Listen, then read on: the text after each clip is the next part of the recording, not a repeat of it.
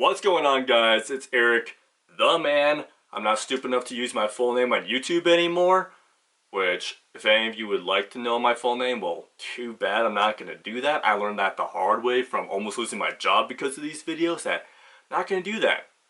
I know I have not been very up to date on these videos, and I'm very sorry about that. I am slowly getting back to them. And also, this summer has not been very good for me with no Fap and just life in general, so I'm going to give you a little bit of an update on that.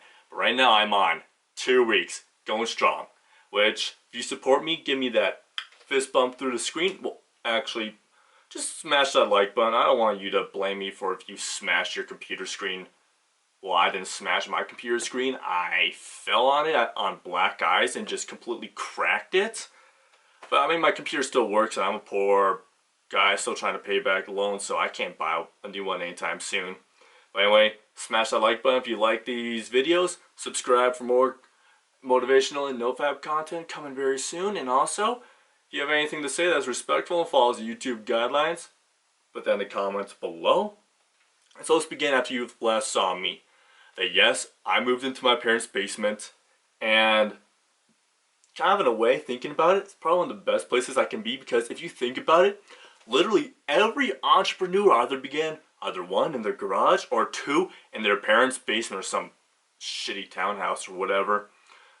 And also, little disclaimer, I don't know who is watching these videos, but whoever it is, we will talk about some adult content in this video, and also these videos were meant for my floor. That when we were doing this, we had all talked about how pornography had become like a really big problem in our life, and so had masturbation, and we developed this group to help each other out, kind of like a self-help group, like the AAA or whatever, Alcoholics Anonymous, or AA, I mean, we're kind of like that.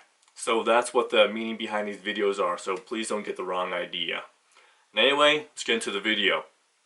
So this summer for me has not been good, job, life, and just no-fap wise. For me, job wise, I began out working landscape while also trying to work out and earn my ACSM CPT, which is a certified personal trainer. And then I quickly learned I can't work full-time landscape, and I basically studied for my test. It was just not possible. So I ended up telling him I could only work part-time, which he was okay with that. I only worked about 25 hours a week and still studied for my test, which also gave me time to do other stuff. And then in the summer, later on, he told me that, well, he didn't really want to have part-time members, so he just let me go.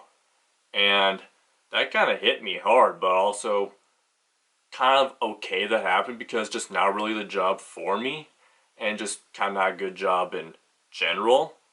And so I took my CPT test, and you need a 550 to pass. I missed the test by 1 point. I got a 549. That's literally the story of my life. And if you meet me, just fun fact, I'm about the worst freaking test taker you will ever meet. I literally cannot take tests. My major, they were all applied tests, so I did really well on them, but I just, for whatever reason, I've had this tested. There's something in the corner of my mouth, but I cannot take tests. Don't know why, that's just how I'm built, or I'm designed. So that happened, and they have this policy, ACSM has this policy that they will not, you can't retake the test until at least 15 to 20 days after, which I'm like, really? I can't wait that long. I know I can pass this. I know where I went wrong. I just need a chance to redo it. But anyway, I had to wait the full 15 days. And then the week I was going to take it, I ended up getting a job with Amazon, which, I mean, it was an okay job, not really the job for me, and just not a good job in general for me. And I ended up getting let go because they told me that because my stow rate was not 300 packages an hour over, which is literally insane to get, they're letting me go, which I was kind of okay with that. Like I said, just not the job for me. I ended up taking a test a second time, got a 580, something like that, and I ended up passing. And Well, right now I am just looking for personal training jobs. Got my CPT and I just started applying to jobs like crazy. And got a call back from some of them, which I'm waiting for one that I really want. That's at a 24-hour fitness, about half hour from my house. And I really want that job because it's literally the mecca of all 24-hour fitness in Colorado. Such a big opportunity for me to grow myself as a personal trainer, and I really want the job. And right now I'm in this phase of I've interviewed for these jobs and I'm just waiting for them to call me back. And I mean, it's just this time of waiting that just sucks. That it's like this summer I've learned how much of a benefit or how much of a privilege it is to have a job. Like for me, I've taken advantage of that since my high school years, that I've had a job always every summer. And now that I don't, it's like, oh man, it's really beginning to wear on me. And from that, it's just, I really began to learn what it's like to actually have a job and feel like you have worth to society. But also, all these doors that do open for me, I try to get to them and then just, BAM! They slam shut. And it's really hard.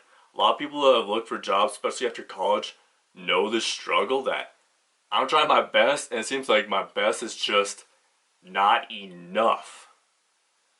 And I really want a job to prove myself. A lot of these trainers, it's like it feels like you literally can't get a shot unless you have at least 8 years of experience. Which I don't know if anyone who's done an internship for 8 years, like, I have the training experience, I have the degree, I have the drive, like, why am I not getting the chance? And it's really beginning to bother me. But also the hardest part is being positive in this time period, saying like, you know what, I'm going to get a job eventually, it's just this waiting period. And I freaking hate it. And also, on Monday, right now it's Thursday, I'm going to be starting work for a remodeling company, being a salesman. I'm that annoying dude that walks door to door selling stuff. And so that's going to be a job to hold me over for a bit. And at least while I'm looking for these jobs, and like seriously, I'm hoping I get that personal training job. They told me I was one of 10 applicants that was looking to fill 15 spots, so I'm seriously hoping I get that job, and it's just really hard for me right now. Like I said, I'm trying to stay positive knowing this is only temporary, but it's just so hard to do so.